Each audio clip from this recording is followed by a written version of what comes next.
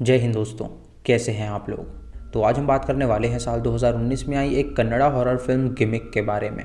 Film की starting में हमें बताया जाता है कि बहुत साल पहले यहाँ पे एक राजा रहा करता था जो कि मंगोल से वहाँ पर आया था और ब्रिटिशर्स भी उसकी बहुत ज़्यादा इज्जत करते थे, जिसकी वजह से उन लोगों ने वहाँ पर रहने के लिए उसे अलाउ कर दिया था। राजा ने पहाड़ पर अपने लिए एक बंगला बनवाया जो कि बहुत ही आलीशान था और वहीं पर सेलिब्रेशन करने के लिए उसने एक दिन नौटंकी करने वाली लड़की को बुलाया और जब उसने उस लड़की की सुंदरता देखी तो उसे उससे प्यार हो गया।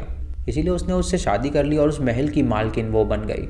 जब राजा कहीं युद्ध करने जाता था तो वो अपने प्रेमी के साथ संबंध बनाया करती थी, जिसकी वजह से उसे एक बच्चा भी हुआ था और राजा से उसने ये बात छुपा के रखी थी। 7 साल बाद राजा जब वापस आया तो उसे उसके बारे में पता चल गया। राजा ने उसके प्रेमी और उसके बच्चे को जान से मार डाला और उसके बाद उसने अपने सैनिकों को आदेश दिया कि वो रानी को तब तक कोड़े मारे जब तक वो मर ना जाए। जब रानी को इस बारे में पता चला तो उसने एक ईविल को अपनी आत्मा सौंप दी और उसके बाद से ही उसकी ईविल आत्मा उस महल में भटकने लगी। उसकी आत्मा ने राजा को मार डाला और अपना बदला पूरा किया और तब से ही वो महल खाली रहने लगा। उसके बाद हमें प्रेजेंट की कहानी दिखाई जाती है, जहाँ हम देखते हैं कि उसकी आत्मा को भगाने के लिए एक कॉन्ट्रैक्टर एक बाबा को लेकर आता है और जब वो प्रीस्ट वहाँ पर आता है तो वो उसे देख कर कहता है कि इसके अंदर बहुत ही खतरनाक आत्मा है। वो अपनी शक्ति से जब अंदर जाता है तो उसे पता चलता है कि वहाँ पर एक नहीं बल्कि 2 आत्माएं हैं जो कि थी उस रानी और उसके बेटे की। बाबा जी कहते हैं कि सही समय आने पर वो खुद वहाँ पर जाएंगे और उन दोनों आत्माओं को मुक्त कर देंगे। उसके बाद हमें एक लड़का दिखाया जाता है जिसका नाम गनी होता है और गनी एक मिडिल क्लास लड़का था जो कि अपने माता पिता और अपने मामा के साथ रहता था। उसके बाद हमें रानी नाम की एक लड़की दिखाई जाती है जिसकी दोस्त उसे कॉल करती है और उसे बताती है कि एक लड़के ने उसे धोखा दिया है और वो दूसरी लड़की से शादी कर रहा है। और सुन के रानी उससे कहती है कि उस लड़के को उसे सबक सिखाना पड़ेगा, इसीलिए वो उससे कहती है कि वो उसे मॉल में लेकर आए। जब वो उसे मॉल में बुलाती है तो हम देखते हैं कि गनी भी वहाँ पे मौजूद है और रानी को गलतफहमी हो जाती है कि गनी ही वो लड़का है, इसीलिए वो उसे किडनैप कर लेती है और अपने साथ ले जाती है। जब उसे होश आता है तो रानी उससे पूछती है कि आखिर वो उस लड़की को धोखा क्यों दे रहा है, तो गनी उसे बताता है कि उसकी तो कोई गर्लफ्रेंड ही नहीं है। तभी रानी की दोस्त का कॉल आता है जो कि उसे बताती है कि उसका बॉयफ्रेंड वहाँ पर आया था और वो उसे ले गया है और वो उसे शादी करने के लिए तैयार भी हो गया है। ये सुन के रानी समझ जाती है कि उसने गलत आदमी को उठा लिया, इसीलिए वो उससे माफ़ी मांगती है और उसे वहाँ से जाने के लिए कहती है। अगले दिन गनी जब जॉगिंग कर रहा होता है तो उसे रानी मिलती है, जहाँ पे रानी के साथ फ्लर्ट करने लगता है तो रानी चिल्ला देती है, जिसकी वजह से वहाँ पे बहुत सारे लोग इकट्ठा हो जाते हैं और उससे पूछते हैं कि आखिर यहाँ पे क्या हो रहा है। गनी उससे कहता है कि अगर उसने चालाकी करने की कोशिश करी तो वो पुलिस को बता देगा कि कल उसने उसे किडनैप किया था। ये सुन के रानी उससे कहती है कि दरअसल वो उससे प्यार करने लगी है और इन दोनों की प्रेम कहानी यहीं से शुरू हो जाती है। इधर वो बाबा अपने फॉलोअर्स के साथ उस बंगले में जाता है ताकि वो उस आत्मा को मुक्त कर सके और वो अपने साथ एक प्राचीन बॉक्स भी लेकर आया था। वहाँ पे कुछ मंत्र पढ़ने लगता है और अचानक से वो बेहोश हो जाता है, जिसकी वजह से उसके फॉलोअर्स उसे तुरंत उठा के वहाँ से ले जाते हैं। इधर गनी रानी से मिलने के लिए एक शादी में आया होता है और रानी का जीजा देखता है कि वो दोनों काफ़ी क्लोज आ रहे हैं। वो एक लेडी से पूछता है कि आखिर वो लड़का कौन है, तो वो लेडी उससे झूठ कहती है कि वो बहुत अमीर आदमी है। ये सुन के उसका ससुर खुश हो जाता है कि वो अमीर आदमी है, इसीलिए वो उससे कहता है कि कल वो अपने माता पिता के साथ उनके घर पे आ जाए ताकि वो शादी की बात कर सकें। अब अगले दिन जब वो उसके घर में आते हैं तो वो देखता है कि वो गाड़ी में नहीं आए हैं बल्कि वो फटफटिया में आए हैं और ये देखकर वो हैरान हो जाता है। वो अपने दामाद से कहता है कि आखिर उसने एक कैसा रिश्ता करवा दिया, तो उसका दामाद उससे कहता है कि उसे लगता है कि ये लोग नाटक कर रहे हैं। जब वो सभी घर में आते हैं तो बातचीत से पता चलता है कि वो लोग अमीर नहीं हैं बल्कि वो लोग मिडिल क्लास हैं, लेकिन रानी का पिता बहुत ही अमीर आदमी था। जब रानी वहाँ पर आती है तो गनी की माँ से मिलकर वो बहुत ही खुश होती है और उन्हें बताती है कि उसकी माँ जिंदा नहीं है, लेकिन उसे देखकर उसे अपनी माँ की याद आ गई। ये सुन के सभी लोग खुश हो जाते हैं, लेकिन उसका पिता तभी वहाँ से चला जाता है, जिससे रानी समझ जाती है कि शायद उसके पिता को ये रिश्ता मंजूर नहीं है। रानी तुरंत अपने पिता के पास जाती है और उनसे कहती है कि आखिर उसने ऐसा क्यों किया, तो उसका पिता उससे कहता है कि क्या उसे कोई अच्छा लड़का नहीं मिल सकता था शादी करने के लिए। ये सुन के रानी रोने लगती है और उसका पिता अपने एक दोस्त को कॉल करता है और उसे वहाँ पे बुलवाता है ताकि उसके बेटे से वो अपनी बेटी की शादी करवा सके। वो लड़का रानी को पसंद कर लेता है, लेकिन रानी वॉशरूम में जाकर गनी को कॉल करने लगती है। उसके पिता ने कुछ गुंडों को सुपारी दी थी गनी को पीटने के लिए और जब वो गनी को पीटने के लिए जाते हैं तो गनी उल्टा ही उन्हें पीट देता है। तभी उसे रानी का कॉल आता है और वो तुरंत उस होटल में आ जाता है जहाँ पे उसके रिश्ते की बात चल रही थी। वो सबको बताता है कि रानी और वो एक दूसरे से प्यार करते हैं, इसीलिए वो ये शादी नहीं कर सकती। ये देखकर रानी के पिता को बहुत ज़्यादा गुस्सा आ जाता है और वो समझ जाता है कि गनी ऐसे हार नहीं मानने वाला, इसीलिए वो उसे जान से मारने की प्लानिंग करता है। वो गुंडे के पास जाता है और उसे गनी की सुपारी देता है और वो गुंडा उसे बताता है कि उसे मारने के लिए उन्हें आसान तरीका नहीं अपनाना चाहिए, बल्कि वो ऐसा तरीका अपनाना चाहिए जिसकी वजह से लगे कि वो एक्सीडेंट है। वो अपनी गैंग से कहता है कि वो जल्दी से कोई महल ढूंढे और वो गनी और उसकी फैमिली को वहाँ पे बुलाएंगे और उन्हें ट्रिक करके मार डालेंगे। वो रानी के पिता से कहता है कि वो गनी के पास जाए और उसे बताए कि उसकी और रानी की शादी वो उसी बंगले में करवाएगा। जब उसका पिता उनके पास जाता है तो वो लोग सोचते हैं कि आखिर इसके पीछे क्या राज है, लेकिन वो उनसे कहता है कि वो शादी बहुत ही पीसफुली कराना चाहता है, इसीलिए उसने बंगला चूज़ किया ताकि वो लोग वहाँ पे आराम से शादी कर सकें। ये सुन के गनी और उसका परिवार तैयार हो जाता है, लेकिन वो लोग नहीं जानते थे कि उसके पीछे उसका क्या मकसद है। अगले दिन जब वो लोग वहाँ के लिए निकलने वाले होते हैं तो गनी पूजा कर रहा होता है और अचानक देवी माँ का त्रिशूल उसके बैग में गिर जाता है, जिसके बारे में उसकी फैमिली मेम्बर्स को पता नहीं था। अब वो सभी अपनी गाड़ी में बैठ जाते हैं वहाँ पे निकलने के लिए और इधर रानी और उसके फैमिली मेम्बर्स भी निकल जाते हैं ताकि वो वहाँ पे पहुँच सकें। दोस्तों, इन लोगों को पता नहीं होता है कि जिस बंगले में ये लोग जा रहे थे वो हॉन्टेड है। गनी और उसकी फैमिली जब आगे जा रही होती है तो रास्ते में उन्हें एक ढाबा नज़र आता है और वो लोग ढाबे पे रुक जाते हैं ताकि वो वहाँ पे कुछ खा सकें। जब वो ढाबे में आवाज़ लगाते हैं तो वहाँ पे कोई भी नहीं होता, लेकिन तभी वहाँ पे लंबू नाम का एक बंदा आता है जो कि उनसे पूछता है कि वो लोग क्या खाएंगे। और जब वो उन्हें ऑर्डर देते हैं तो वो अपनी बीवी को बुलाता है ताकि वो उन्हें सर्व कर सके। जब उसकी बीवी वहाँ पर आती है तो गनी का मामा उसे देखकर हैरान हो जाता है और सोचता है कि आखिर इतनी सुंदर लड़की उसकी बीवी कैसे हो सकती है। तभी वो लड़की उसे इशारे में अपने पास आने के लिए कहती है और उसका मामा उसके पीछे जाता है ताकि वो उसके साथ कुछ प्यार भरी बातें कर सके। गनी का पिता लंबू से पूछता है कि यहाँ पे आसपास कोई ठेका है या नहीं, तो वो उससे कहता है कि यहाँ पे कुछ दूर जाने पर ही ठेका है। ये सुन के उसका पिता अकेले ही वहाँ पे जाने के लिए निकल जाता है, लेकिन जब वो एक कब्रिस्तान से होकर गुजर रहा होता है तो उसे किसी के कब्र पे दारू पड़ी हुई मिलती है, जिसे देखकर वो खुश हो जाता है और उसे उठाकर वो पीने भी लगता है।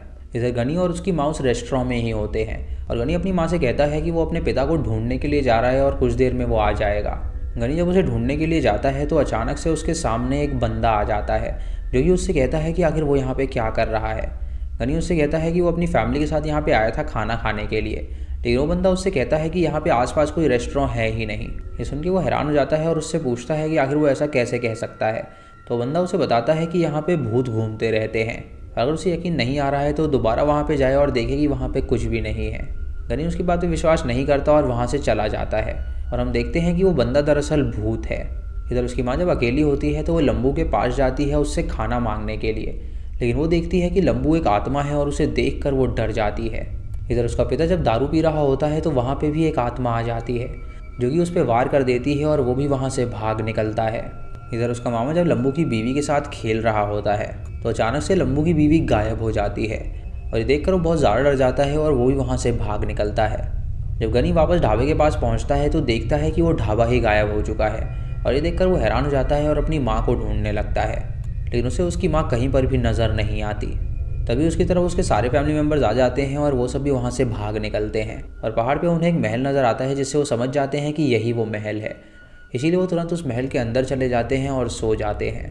अगली सुबह जब वो सभी उठते हैं तो देखते हैं कि महल के अंदर और भी लोग मौजूद हैं और ये जो लोग थे वो गैंग मेम्बर्स थे जो कि गनी को वहाँ पर मारने के लिए आए थे। उन्हें झूठ कहते हैं कि वो लोग नौकर हैं और उनका जो बॉस होता है वो वहाँ पर बावर्ची का रोल कर रहा होता है। गनी जब उस बावर्ची को देखता है तो वो उससे कहता है कि वो बावर्ची कहीं से भी नहीं लगता, लेकिन वो बंदा उसकी बात को टाल देता है और उससे कहता है कि उसके ससुर जी ने ही उसे काम पे रखा है। अगली सुबह रानी की फैमिली वहाँ पर आती है तो उसके ससुर के सामने वो गुंडा जाता है और उसे कहता है कि उसने सब कुछ प्लान करके रखा हुआ है। वो लोग उन्हें डराएंगे और यकीन दिलाएंगे कि इस महल में भूत रहता है और इसी बीच वो गनी को मार डालेंगे, जिससे उन्हें लगेगा कि आत्मा ने उसे जान से मार दिया।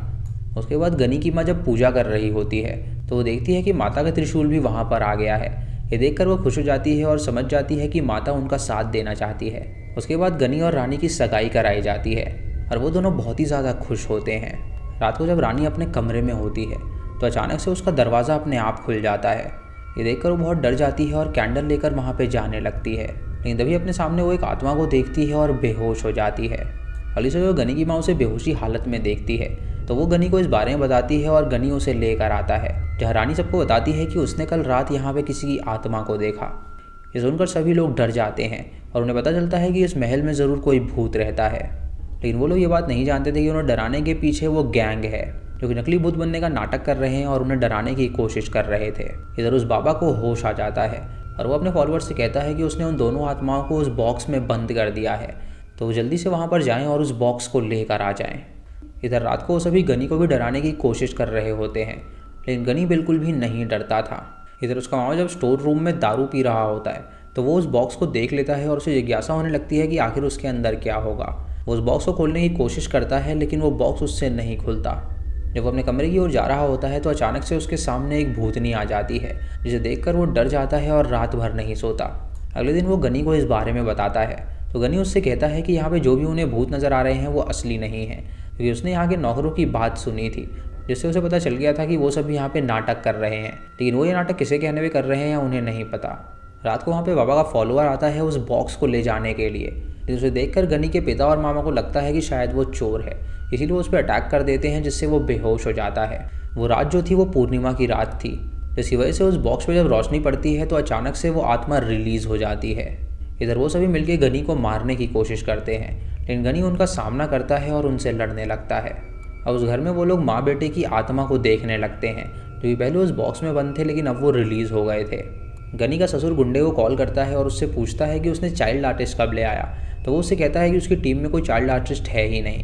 तभी वो गुंडा एक कमरे में पहुंचता है जहाँ पे उसे वो दोनों आत्माएं नज़र आती हैं, और वो उन्हें नकली समझ के उनसे कहता है कि वो उनकी पेमेंट काट लेगा, लेकिन तभी अचानक वो आत्माएं उस पर हमला कर देती हैं, जिससे वो समझ जाता है कि वो असली हैं। जब वो वहाँ से भागने की कोशिश करता है तो वो सीधा गनी के पास पहुँचता है, जहाँ उसके टीम का बंदा आके उससे कहता है कि गनी अब तक मरा या नहीं। ये सुन के गनी समझ जाता है कि वो लोग उसे यहाँ पे मारने आए हैं, और वो उससे पूछता है कि आखिर इसके पीछे कौन है। तभी उसे उसके ससुर का कॉल आता है और वो उससे पूछता है कि गनी को उसने मार दिया या नहीं, और ये सुन के सभी लोग समझ जाते हैं कि इसके पीछे रानी का पिता है। इधर रानी के पिता के पास वो आत्मा आती है और उसे बुरी तरह पीटती है, और जब गनी वहाँ पर आता है तो वो उसे बहुत ही भला बुरा कहता है और उसे कहता है कि उसने बहुत ही गलत काम किया और उसकी बेटी का उस पर भरोसा उठ चुका है और वो उसे कभी भी माफ़ नहीं करेगी। तभी वो देखता है कि उसके पीछे भूतनी है, जिसकी वजह से वो डर जाता है और वहाँ से जाने लगता है, और सभी लोग वहाँ से भागने की कोशिश करते हैं, लेकिन वो भूतनी वहाँ से किसी को भी नहीं जाने देती। तभी वहाँ पे वो बाबा वो बॉक्स लेकर आता है और उनसे कहता है कि इस भूतनी और उसके बेटे को उन्हें फिर से कैद करना पड़ेगा। और जब उसे कैद करने के लिए जाता है तो वो उसके बेटे को तो कैद कर लेता है, लेकिन तभी वो भूतनी रानी को पोजेस कर लेती है और उसे कहती है कि अगर उसने उसके बेटे को रिलीज़ नहीं किया तो वो रानी को तुरंत मार डालेगी। ये सुन के वो बाबा उसे बचाने की कोशिश करता है, लेकिन वो उसे नहीं बचा पा रहा था, इसीलिए गनी से कहता है कि वो उसे उसकी दुनिया में भेजेगा, जहाँ पे उसे अपने प्यार को बचाना होगा। गनी वहाँ पे जाने के लिए राज़ी हो जाता है, लेकिन वो उस भूतनी का सामना बिल्कुल भी नहीं कर पा रहा था। तभी उसकी माँ उसके हाथ में देवी का त्रिशूल दे देती है, जिसकी वजह से वो उस त्रिशूल से उस आत्मा पे वार कर देता है, जिससे वो आत्मा कमज़ोर पड़ जाती है और वो उस बॉक्स में चली जाती है, और वो तुरंत रानी को अपनी दुनिया में ले जाता है, जिससे कि वो दोनों बच जाते हैं। और इसी के साथ ये मूवी यहीं पर ख़त्म हो जाती है। तो दोस्तों ये थी इस फिल्म की कहानी। आपको इसकी कहानी कैसी लगी आप हमें कमेंट सेक्शन में ज़रूर बताइएगा। चैनल पे नए हैं तो इसे सब्सक्राइब करें और बेल आइकन दबाएं नोटिफिकेशंस के लिए। और दोस्तों वीडियो को लाइक और शेयर करना बिल्कुल मत भूलिएगा। तो मैं मिलता हूँ आपको अगली वीडियो में, तब तक के लिए जय हिंद।